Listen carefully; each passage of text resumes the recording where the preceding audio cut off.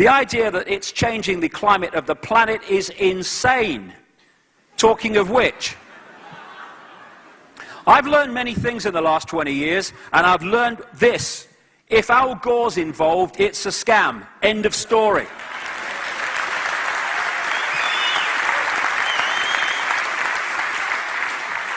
Of course they give him the Oscar for his rubbish, ludicrous documentary. Of course he gets the Nobel bloody Peace Prize, because the people that want this thing out there control who gets those things. And we have, oh, you know, if it's a scam, Madonna's singing on the bloody stage as well, it seems to me. This is the great Earth concerts around the world, selling a lie. These people do no research. And here's the global warming survival handbook for those live Earth concerts, written by David de Rothschild.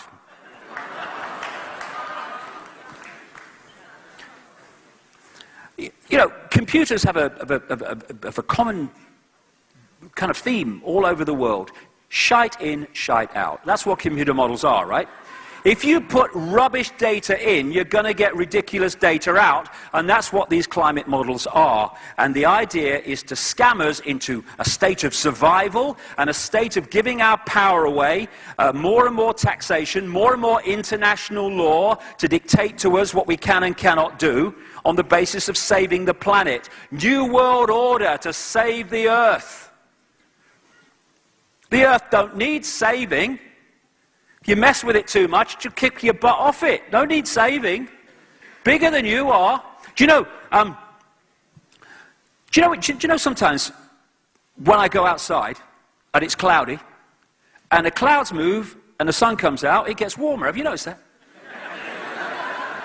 I think the sun and warmth have some connection. I feel it in my water.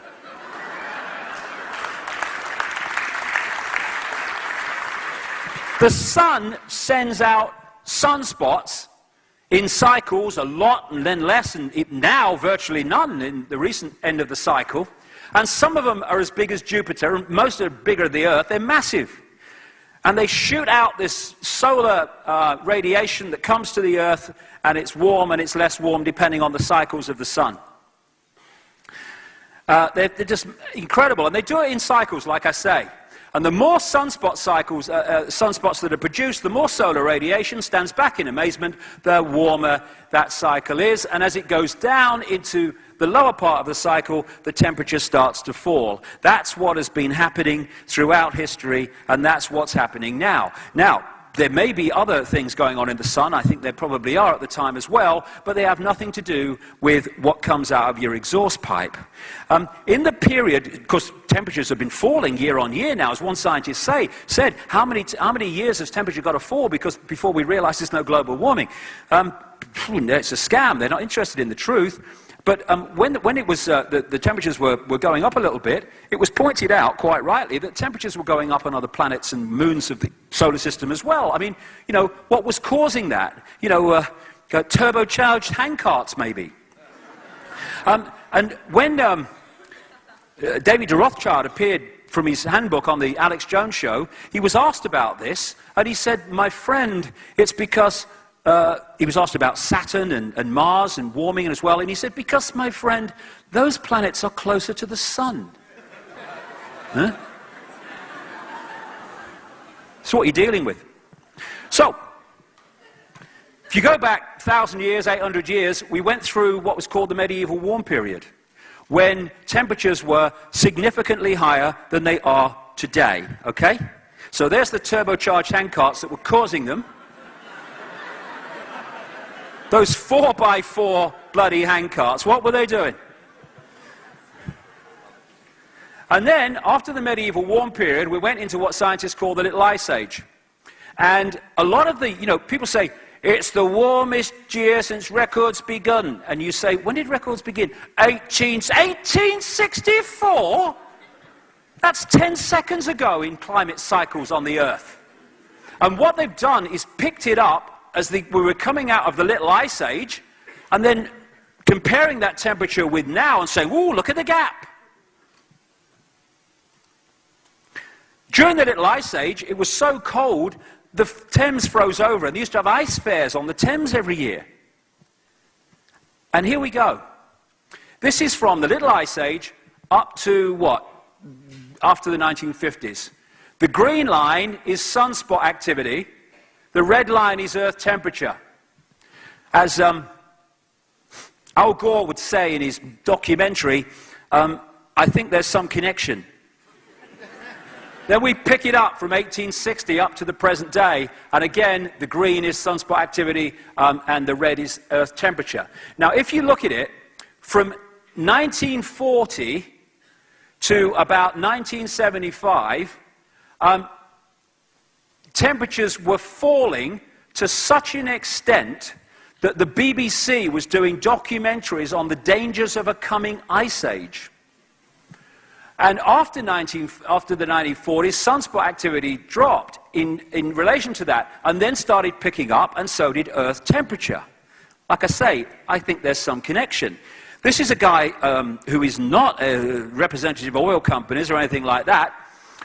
Is a guy called Peter Taylor, who was represented as an advocate of Greenpeace. He's a green environmentalist. I watched his presentation a few months ago in England. This is what he said. Behind the scenes, there's major disagreement among scientists. I know that. Parallel to carbon dioxide rising, the solar field has increased by over 200% since 1900, and this is not factored into computer models. Global temperature is not rising as predicted. In fact, it fell by a whopping 0.6 degrees over the last 12 months, as much as it had gained in the previous 50 years. Many of the apparently random fluctuations in past temperature, like when the Vikings grew crops in Greenland, correlate with variations in the solar electric field. Between 1983 and 2001, cloud cover, according to the International Satellite Cloud Climatology Project, fell by 4%, more than enough to heat oceans and account for global warming. A spate of recent science shows that temperature oscillations are timed by solar cycles, that the jet stream is affected by the solar wind, and that past high and low points in the solar cycle correlate with past temperature swings. It's the bloody sun.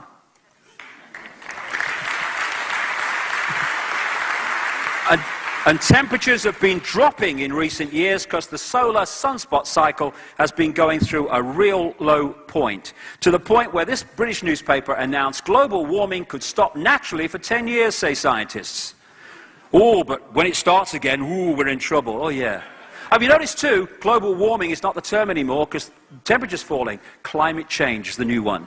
That's the new buzzword now. Oh, poor old Al.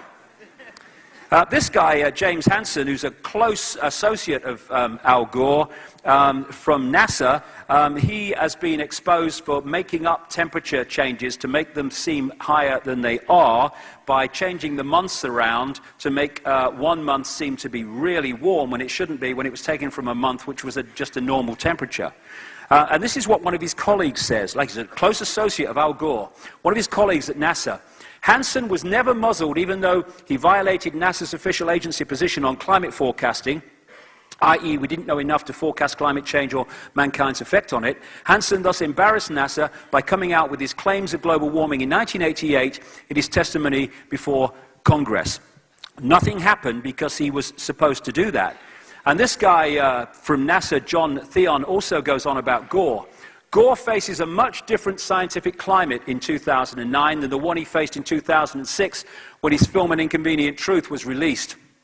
According to satellite data, the Earth has cooled since Gore's film was released. Antarctic sea ice extent has grown to record levels, sea level rise has slowed, ocean temperatures have failed to warm, and more scientists have publicly declared their dissent from man-made climate fears as peer-reviewed studies continue to man-made counter warming fears. This very week, this world expert in sea level rise has said, despite fluctuations down as well as up, the sea is not rising. It hasn't risen in 50 years. And quite apart from examining the hard evidence, the elementary laws of physics, latent heat needed to melt ice, tells us that the apocalypse conjured up by Al Gore and company couldn't possibly come about. And this is interesting too. He said this, the same man. When asked to act as an expert reviewer on the International Panel of Climate Change's last two reports, he was astonished to find that not one of their 22 contributing authors on sea levels was a sea level specialist, not one. Yet the results of all this deliberate ignorance, absolutely, and reliance on rigged computer models have become the most powerful single driver of the entire warmist hysteria. And we're still getting this a few weeks ago as a publicity stunt going down the River Thames. That sums it up for me. There you go. That's what it's all about. Bullshit. And what has Obama done? What are governments all around the world doing? They are appointing people